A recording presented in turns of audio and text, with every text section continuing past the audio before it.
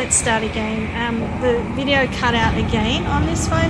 I'm not sure what it is. It just automatically stops working randomly, and it's not just on my Ultra, it's also on this Motorola as well. So it's not me, I'm not touching any buttons, I'm just recording, and it just happens to randomly switch off when I'm actually commentating or videoing something. So again, there's the accessible area, there's the safety and security, and then there's the maps. There is a physical map, and then on this side there is one of those little destination boards where slightly different to ours. They have the little lights that light up on a not so digital board. They're actually an analog system, whereas we have the digital system which shows the speed of almost the speed of where the train actually is. This one just tells you when it's arrived at the station and turns green from red. So what else can I tell you? There is usually pamphlets in the holder, but who reads pamphlets these days? And okay, so there is the escape windows, obviously,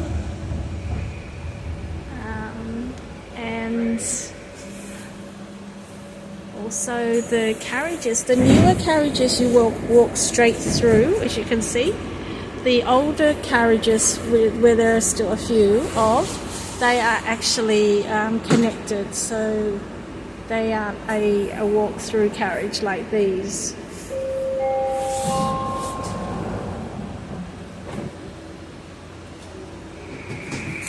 The seating in the actual SkyTrain is a fixed direction. There are no seats that can be turned in the opposite direction. They're all fixed, and they're in a horizontal configuration rather than a vertical configuration. And just like the Ulster, they have the brand on the entrance of the doors, on the just where you step off. So it says on there. What else can I tell you about features on here? I've already mentioned the front and back of the train is very similar to the Sydney Metro, because this is a driverless train network and always has been driverless, whereas Sydney has both manual trains and the Metro, which is a driverless train. There's a big difference between our Metro and this SkyTrain, and there's no safety barriers at each of the stations, whereas in Sydney we have the safety gates along the whole of the Metro lines. So they're the two differences, or a few differences. So we're now stopping at, I think, we're already at 29th Avenue. Okay, that's good. It's very wet and dark outside. It's not that cold, I don't believe. I actually got really heated during my shop in the actual mall. It got really hot, and a lot of people had their coats off as well, so it's yeah, pretty toasty in there.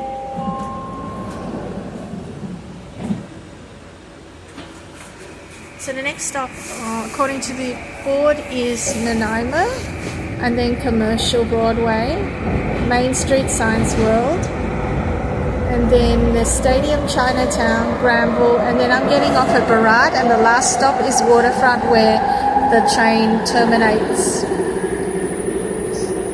And you can actually transfer on, I think, Waterfront, you can definitely transfer it onto the Canada line.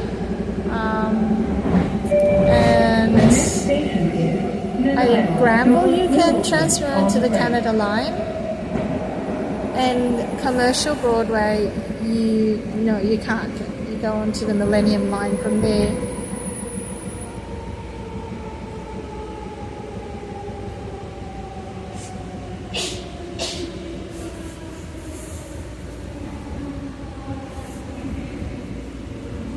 I don't know if I'm going to be able to demonstrate something. No, I can't. Not here.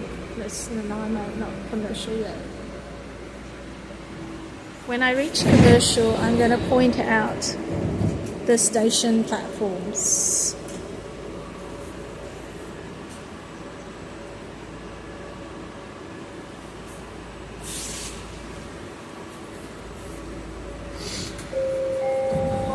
And I'm hoping I'll be able to point the station out, the platform out, because it's a little bit different to the other platforms.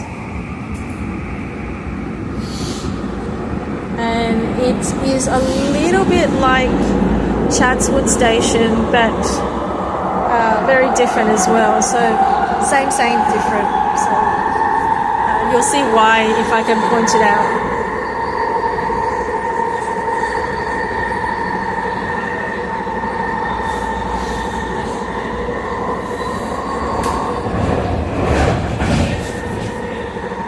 Notice that inside and outside of the SkyTrain carriages, they're not the quietest of carriages. They're pretty noisy, very much like the Melbourne trains, rather than the Sydney Metro. Although Sydney Metro can be noisy, but they're not this noisy.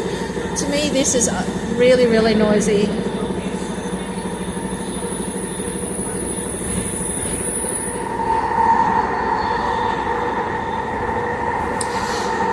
These trains actually travel quite fast as well.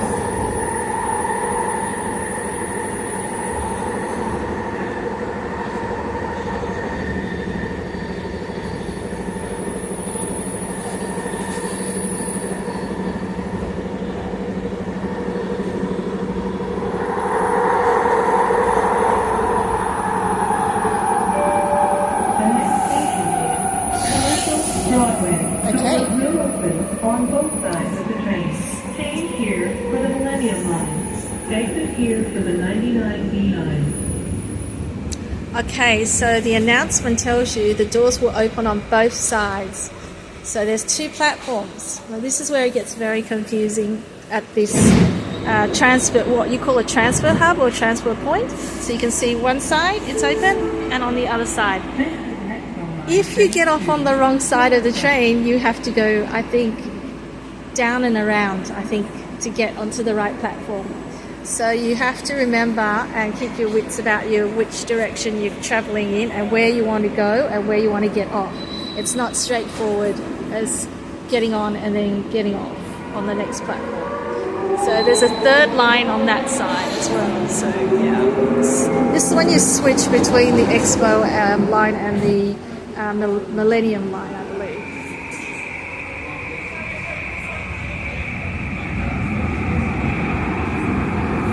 So I think this is what you would call an island platform.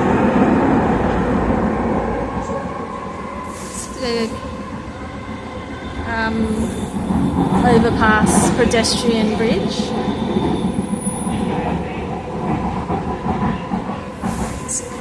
We're down the bottom main road going through the SkyTrain station underneath.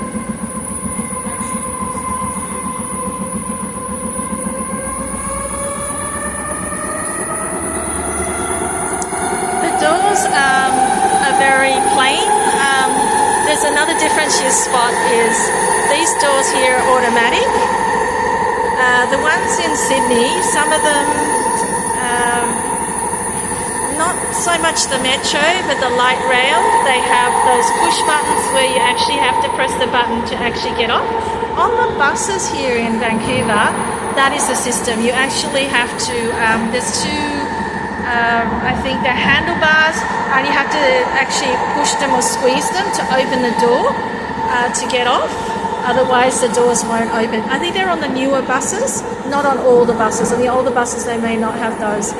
And I was right about the types of buses. The bendy buses are actually normal bendy buses that you see, and then the one carriage buses, they are the ones that are actually the trolley buses that operate with the overhead wire and the little, it's a pentagram sort of thing, I don't know what you call it.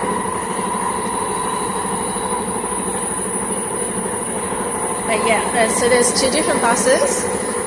Usually the bendy buses are for longer distances where they can't actually, they got outside of the Vancouver CBD and they can't use the overhead wiring system.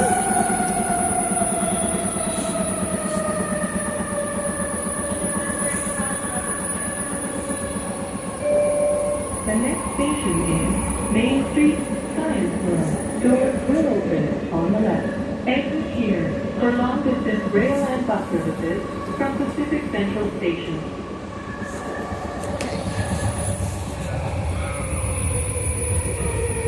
That red lit up building is Pacific Central. That is the main coach terminal and also where you catch the V line. Oh, sorry, it's not the V line. That's Melbourne. The VIA interstate and also intercountry. It goes into America. That's where you catch the long haul trains from. It's a little bit out of Vancouver CBD or downtown. Unlike Central Station in Sydney where it's in the CBD, this is a little bit outside of the CBD, but not much. And then you have the Rocky Mountaineer, which is actually not from there. It actually departs from a different place as well, a different station.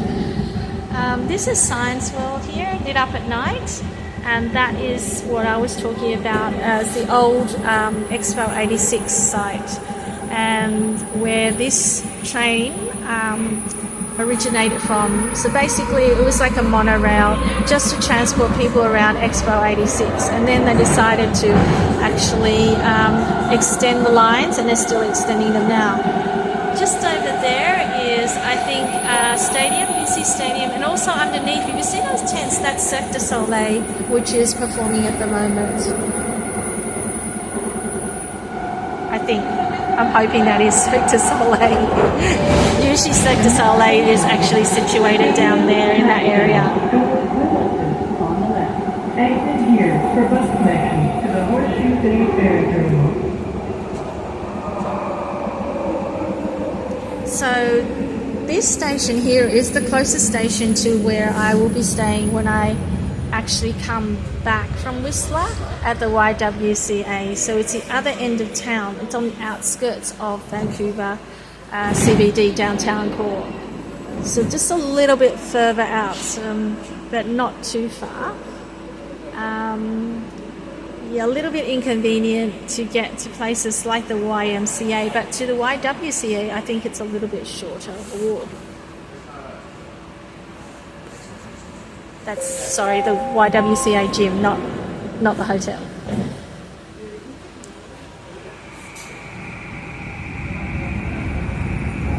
So next stop is Granville, and then after Granville is Burrard, and I'll be getting off at Burrard and then walking back to where I'm staying. I may have to pick up some fruit on the way somehow at the IGA. But they don't have a very big selection, so I might have to go to a greengrocer on Davey or maybe the Independent, but that's quite a walk down.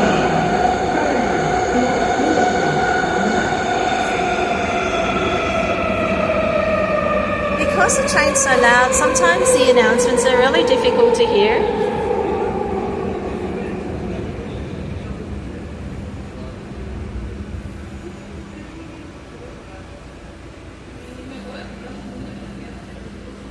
So unlike in Sydney where they have displays everywhere showing you the next stop and the destination route, the route that it's travelling on, these don't have them. They only have one at the front and one at the back. There isn't anything in each of the carriages near the doors to indicate what stop you're actually at and what is the next stop, except for this. There are no doors will be opening on the left or doors will be opening on the right, or arrows or anything to indicate which side you're getting off at.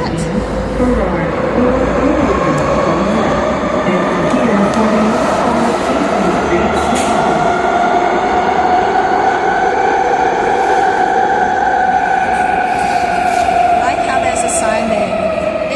building is proudly maintained and operated by Hoop 7000, Rapid Transit and rail workers. Very polite. So here we are at Burrard. Keep hands off windows. I wonder why. I suppose if you push them, they will actually open the doors outwards. So, there you go. Look, every 3 minutes there is a SkyTrain, and it's now 8:34, so it's not peak hour, and it's still running every 3 minutes. It's a very long SkyTrain, so you can see it's all the way to the end, and it just fits onto the platform. Unlike in Sydney, where some are shorter than others, although the Metro is very uniform. So that is my train video, my first train spotting video for, officially the first train spotting video since I arrived in Vancouver, and I hope you enjoy my commentary on and bits of trivia on the SkyTrain. So now I'm going to go through and tap again my Compass card, which is the equivalent of the Opal card in Sydney, the Mikey card in Melbourne, TC card in Canberra, Metro card in Adelaide, and the green card in Tasmania, I think. And also New Zealand, there's a Metro card, and Monorail has their own Opus card. I think I covered them all. So thanks for watching.